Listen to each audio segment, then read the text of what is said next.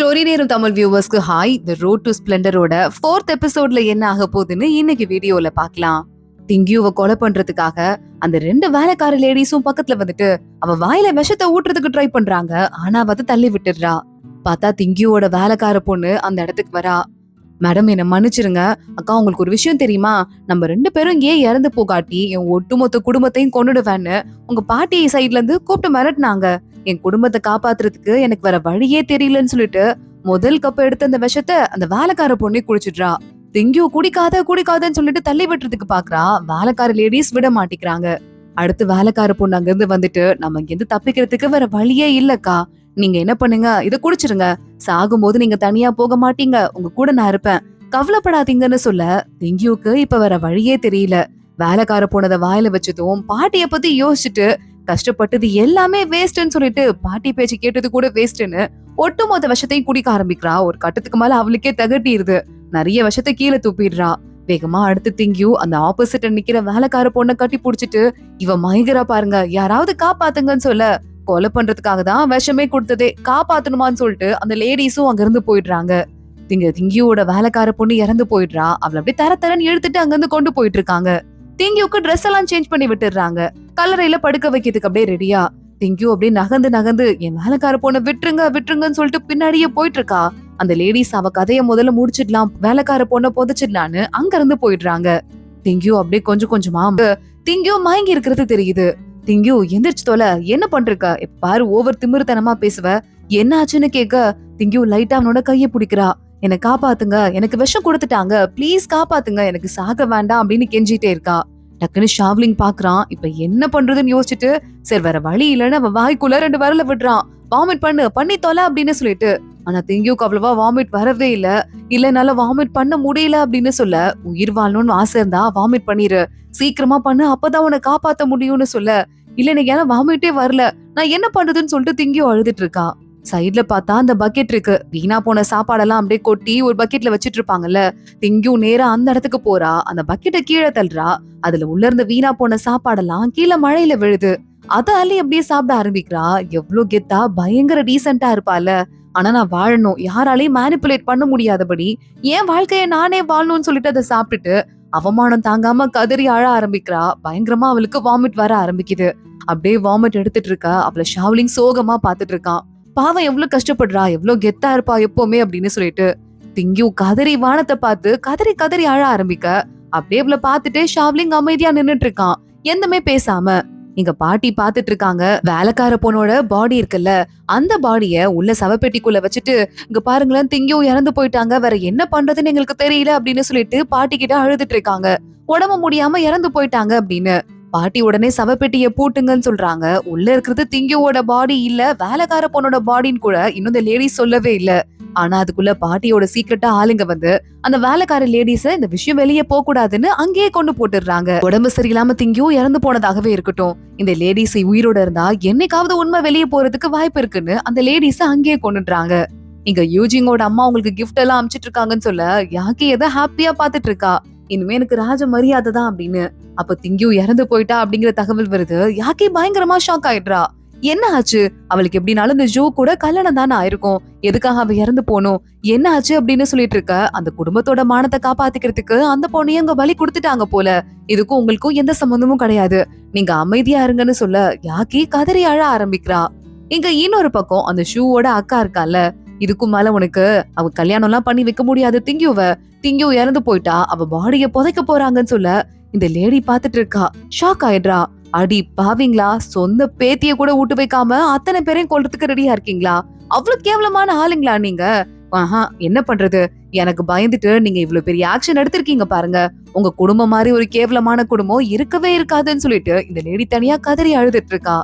திங்கியூ பார்த்தா மயக்கத்துல இருந்து லேசா முழிக்கிறா. அவளுக்கு சுத்தி குரலா கேக்குது. இந்த பொண்ணை மட்டும் வித்தா நமக்கு நிறைய காசு கிடைக்கும்னு ஆளுக்கு பேசிட்டு இருக்காங்க. ஷாவ்லிங்கோட ஆளுங்க கூட எல்லாம் இருப்பாங்கல்ல, அவங்க எல்லாம் பேசிட்டு இருக்காங்க. இந்த பொண்ணை கூட்டு போயிட்டு திங்கியோட குடும்பத்துக்கிட்டே, அதாவது ஃபேமிலி கிட்டே வித்தோம்னா அதை விட நிறைய காசு கிடைக்கும். ஆனா அந்த குடும்பம் சரியான கேவலமான குடும்பம், அந்த குடும்பத்தோட பிசினஸ் பண்றதுக்கு எனக்கு நல்ல மனசு இருக்கு, அந்த மனசு இடம் கொடுக்காது அப்படின்னு ஷாவ்லிங் சொல்லிட்டு இருக்கான். அப்ப நம்ம என்ன பண்ண போறோம், எப்படி காசு சம்பாதிக்க போறோம் ஆளுக்கு கேட்டுட்டு இருக்கா. திங்கியோ எந்திரிக்கிறா. ஷாவ்லிங் அவளை திரும்பி பார்த்து ஏன் சிட்டியா அப்படின்னு கேட்டுட்டு இருக்கான். திங்கியும் நேரா பக்கத்துல வந்துட்டு அமைதியா நிக்கிறா. எப்பவுமே ஓவரா பேசுவ, சுளுசுளுன்னு பேசுவ, இன்னைக்குன்னு பார்த்தா அமைதியா இருக்குன்னு ஷாவ்லிங் கேட்க, ப்ளீஸ் என்ன காப்பாத்துங்க, எங்க அம்மாவை நான் ஒரு தடவையாவது பார்க்கணும், எங்க அம்மா கிட்ட நான் பாதுகாப்பா இருக்கேன்னு சொல்லணும், அவங்க ரொம்ப வருத்தப்பட்டுட்டு இருப்பாங்கன்னு சொல்ல, ஆமா நீ என்ன தப்பு பண்ண, அந்த வீட்டோட செல்ல பேத்தி உன்னைய கொலை பண்றதுக்கு ரெடி ஆயிட்டாங்கன்னு ஷாவ்லிங் கேக்குறான். நான் தப்பே பண்ணல, எனக்கும் யாருக்கும் எந்த தொடர்பும் இல்லன்னு சொல்லிட்டு திங்கியும் அழ ஆரம்பிக்கிறா. ஓ கள்ள தொடர்பு கேஸான்னு சொல்லிட்டு எல்லாரும் சிரிக்க ஆரம்பிக்க, இல்ல நான் தப்பு பண்ணலன்னு சொல்லிட்டு திங்கியும் அழுதுட்டே இருக்கா. ஷாவ்லிங் பாக்குறான், எனக்கு உன் மேல நிறைய நம்பிக்கை இருக்கு, இந்தா சாப்பிடுன்னு சொல்லிட்டு கையில கத்தி எடுத்து கொடுக்குறான். மத்த அத்தனை பேரும் இங்க இருந்து கிளம்பி போங்கன்னு சொல்ல, திங்கியும் பாக்குறா, ரொம்ப பசியில இருப்பா போல, ஏன்னா பல நாளா அவ சாப்பிடாம தானே இருக்கா. அங்க இருக்க கறியெல்லாம் மின்னல் வேகத்துல எடுத்து சாப்பிட ஆரம்பிக்கிறா. ஒரு சொந்த குடும்பமே இப்படி பண்ணுவாங்கன்னு நான் எதிர்பார்க்கவே இல்லைன்னு சொல்லிட்டு ஷாவ்லிங் சொல்ல, நீங்க மட்டும் இல்ல, நானே அதை எதிர்பார்க்கல என்னை இவ்வளவு தூரம் கொடுமைப்படுத்துவாங்கன்னு. ஆனா அந்த ஆர்ச்சை காப்பாத்துறதுக்காக என்ன உங்களால காப்பாத்த முடியாம போயிடுச்சுன்னு சொல்ல, ப்ராஃபிட் எதுல அதிகம் வரும்னு பாத்திருக்காங்க, ஹியூமன் நேச்சர் தான், இதுல சொல்லிக்கிறதுக்குன்னு ஒண்ணும் இல்ல அப்படின்னு அவளை ஷாவ்லிங் பாத்துட்டு இருக்கான். திங்கியும் அழுதுட்டு இருக்கா. ஆனா என் அம்மா அப்படி கிடையாது, என்ன மேல உயிரே வச்சிருக்காங்க, அவங்களுக்கு நான் எப்படியாவது உயிரோட இருக்கேன்னு தெரியணும், ப்ளீஸ் எனக்கு ஹெல்ப் பண்ணுங்கன்னு சொல்லிட்டு திங்கியும் அழ ஆரம்பிக்கிறா. எனக்கு ஒரு நல்ல ஐடியா இருக்கு, அந்த ஐடியாக்கு நீ எனக்கு கோஆபரேட் பண்ணும் அப்படின்னு நேரா ஷாவ்லிங் வெளியே போறான். நாளைக்கு எனக்கு கல்யாண ஊர்வலம் நடக்க போகுது, திங்கியோ கூட, அதெல்லாம் ஒரு ஃபேக் தான், சும்மா ஒரு பேச்சுக்கு, ஏன்னு வச்சுக்கோயேன், அப்பதான் அந்த ஃபூ ஃபேமிலி இருக்கே, அந்த ஃபேமிலியோட கவனத்தை நம்ம பக்கமா திசை திருப்ப முடியும். அதனால எவ்வளவு கிராண்டா ஊர்வலம் நடக்க முடியுமோ அந்த அளவுக்கு கிராண்டா ஏற்பாடு பண்ணுங்க, நமக்கு காசு கிடைக்க போற நேரம் வந்துருச்சு கைஸ்ன்னு சொல்ல, அதே மாதிரியே ஏற்பாடு பண்றாங்க. இதான் நம்ம ஃபர்ஸ்ட் எபிசோட்ல ஃபர்ஸ்ட் சீன்ல பார்த்தோம்ல, நம்ம திங்கியோட டெட் பாடிக்கு தான் தூக்கிட்டு வரேன்னு பாட்டி அப்புறம் திங்கியோட அம்மா எல்லாம் அங்க ஊர்வலமா வந்துட்டு இருக்க.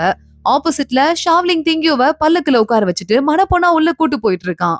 யாரு அது ஆப்போசிட்லன்னு சொல்லிட்டு பாட்டி கேட்க, உங்களுக்கு தெரிஞ்ச ஒரு பொண்ணை தான் கல்யாணம் பண்ணி கூட்டு வரேன், ஆசீர்வாதம் பண்றீங்களா அப்படின்னு சொல்லிட்டு ஷாவ்லிங் கேக்குறான். பாட்டி வேகமா இறங்கி வராங்க, பல்லக்குல பாக்குறாங்க.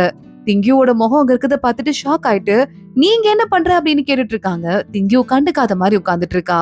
சரிப்பா அப்படின்னு அவங்க நேரா நம்ம ஷாவ்லிங்க கிட்ட போயிட்டு, உனக்கு ஒரு வெட்டிங் கிஃப்ட் நான் கொடுக்கலான் இருக்கேன், என்ன வெட்டிங் கிஃப்ட் வேணும்னு சொல்லிட்டு நீயே கேளுன்னு சொல்லிட்டு, ஒரு 10,000 காசு இருக்கு, இந்த காசு நான் கொடுக்கவா, உடனே நல்லா இப்போ ஏற்பாடு பண்ண முடியாது, சில்வர் காசு எல்லாத்தையும் ஏற்பாடு பண்ணி தரேன், கொஞ்சம் வெயிட் பண்ணுன்னு சொல்ல, இந்த நேரத்துல எனக்கு உங்ககிட்ட இருந்து காசு வாங்கணும்னு எந்த ஐடியாவும் கிடையாதுன்னு சொல்லிட்டு ஷாவ்லிங் சொல்லிட்டு இருக்கான். பாட்டி பாக்குறாங்க, காசு வேண்டாமா, அப்புறம் வேற உனக்கு என்ன வேணும், எதை கொடுத்தா நீ இந்த பிரச்சனையில இருந்து எங்களை வெளியே விடுவ அப்படின்னு கேட்க, ஒட்டு மொத்தமா ஆயிரக்கணக்கான மூட்டை உப்பு, என்னோட உப்பை திருடி உங்க பையன் வச்சிட்டு இருக்காருல நல்ல பேர் வாங்குறதுக்கு, அந்த அத்தனை உப்பையும் ரிலீஸ் பண்ணுன்னு சொல்லிட்டு நம்ம ஷாவ்லிங் கேட்டுட்டு இருக்கான். அந்த உப்பெல்லாம் எப்படிப்பா ரிலீஸ் பண்ண முடியும்னு சொல்ல, ஏன் பண்ண முடியாது, உங்கள மாதிரி ஆளுங்க உப்பை எக்கச்சக்கமா பதுக்கி வீட்டுக்கு பனிக்கு பதிலா மணலா போட்டீங்களே, அந்த மாதிரி ஆளுங்களாலதான் மக்கள் ஒரு துளி உப்பு இல்லாம கஷ்டப்பட்டுட்டு இருக்காங்க. உங்களுக்கு புகழ் வருது வராம போது அதை பத்தி எனக்கு எந்த கவலையும் இல்ல, வீட்டு பேர பிள்ளைய பலி கொடுத்தே அடுத்தவங்க பையனுக்கு அடுத்த ப்ரமோஷன் வாங்கலாம் நீங்க நினைக்கிறீங்க பாருங்க, அந்த மாதிரி கேவலமான ப்ரமோஷன் உங்க வீட்டுக்கு தேவையில்ல, எங்கள்கிட்ட உப்ப ரிலீஸ் பண்ணுங்க அப்படின்னு சொல்லிக்கிட்டு இருக்கான். பாட்டிக்கு இப்ப வேற வழியே இல்ல, சரின்னு சொல்லிட்டு நம்ம திங்கிவிட்ட போயிட்டு, 18 வருஷம் உன்னை வளர்த்தேன், ஏதோ ஒரு சின்ன தப்பு பண்ணிட்டேன் தான், நான் இல்லன்னு சொல்லல, ஆனா நம்ம குடும்பத்தை காப்பாத்துறதுக்காக தானே நான் பண்ணிருக்கேன்னு சொல்ல, உண்மையாவே என்ன பாசம் காட்டி வளர்த்தீங்களா என்ன, இல்ல என் மேல இருந்து கிடைக்கிற பெனிஃபிட்ஸ்க்காக பாசம் காட்டுற மாதிரி நடிச்சீங்களா, அது என்னைக்குமே எனக்கு புரியாது அப்படின்னு திங்கியோ சொல்லிட்டு இருக்கா.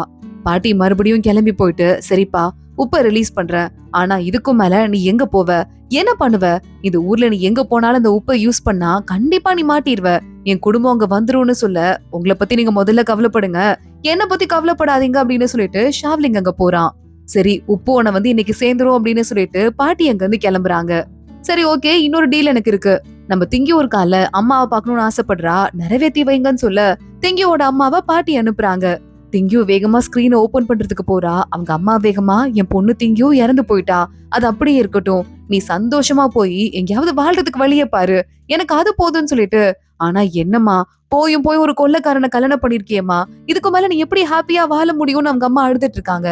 இல்லம்மா அந்த பையன் எனக்கு ஹெல்ப் பண்றான், எனக்கு காப்பாத்துறான், இது ஒரிஜினல் கல்யாணம் எல்லாம் கிடையாது, நான் கூட வாழ போறது கிடையாது, என்னை பத்தி கவலைப்படாதம்மா, நான் கண்டிப்பா ஒரு நல்ல பையனா பார்த்து எனக்கு யாரு பிடிச்சிருக்கோ, யார் கூட நல்லா ஹாப்பியா வாழ முடியுமோ அப்படி ஒரு பையனை கல்யாணம் பண்ணிக்குவேன், நீ எனக்காக ஹாப்பியா மட்டும் தான் இருப்பேன்னு சொல்லிட்டு திங்கியோ சொல்லிட்டு இருக்கா. அவங்க அம்மா நீ நல்லபடியா இருந்தா போதும் அப்படின்னு அங்க நம்ம ஷாவ்லிங்க பார்த்து, இதுல 5000 வெள்ளி காசு இருக்குப்பா. இந்த பேங்க் நோட்டை நீ வச்சுக்கோ. கேபிட்டல் சிட்டில என் சொந்தக்காரங்க எல்லாம் இருக்காங்க. என் குடும்பம் ரொம்ப பணக்கார குடும்பம். மீதி இருக்கிற 5000 வெள்ளி காசை என் ஃபேமிலில என் பொண்ணை நீ ஒப்படைச்சோன்னா அவங்க கொடுப்பாங்க. அவங்க கிட்ட இருந்து வாங்கிக்கோ. என் பொண்ணை பத்திரமா கொண்டு போய் சேர்த்துரு. அதுக்கு டோக்கனா இந்த ஜேடு வளையல வச்சுக்கோன்னு ஒரு வளையலையும் கொடுக்குறாங்க.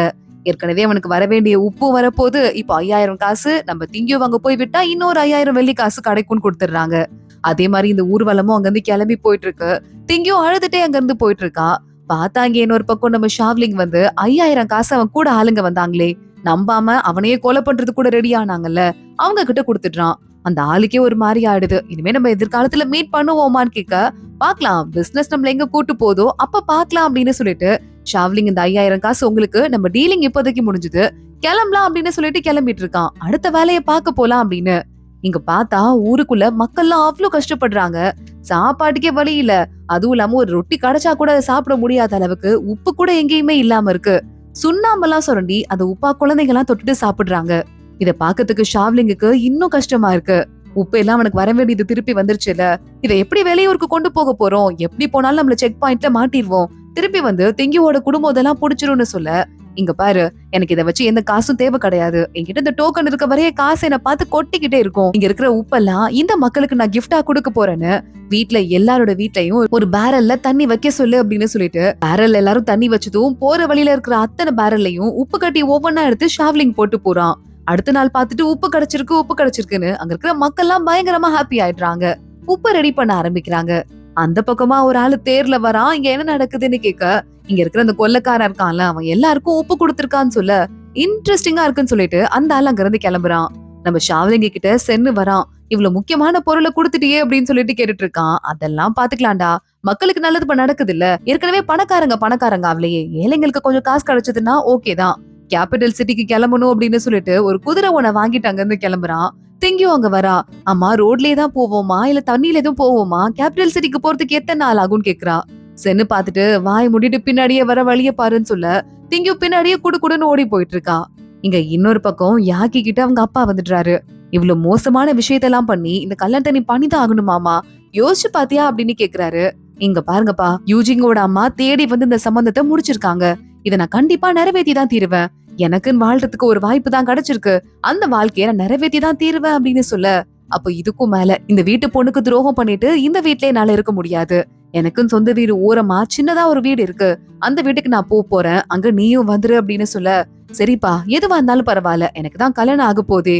இதுக்கும் மேல ஒருத்தங்க சாப்பிட்டுட்டு அவங்க மிச்சம் வைக்கிற வரைய வெயிட் பண்ணி அடுத்த சாப்பாடை சாப்பிடணும்னு எனக்கு அவசியம் கிடையாது. நானாவே சுட சுட சாதம் இருக்கும் போதே சாப்பிடுவேன் அப்படின்னு யாக்கி சொல்லிட்டு இருக்கா. அதோடதான் இன்னைக்கு எபிசோட் முடியுது. அடுத்து என்ன ஆக போகுது தொடர்ந்து பார்க்கலாம். இந்த வீடியோவை லைக் பண்ணிக்கோங்க. மறக்காம நம்ம சேனலுக்கு சப்ஸ்கிரைப் பண்ணிட்டு பெல் ஐக்கனையும் கிளிக் பண்ணிக்கோங்க. அடுத்த வீடியோல பார்க்கலாம். அது வரைய பாய்.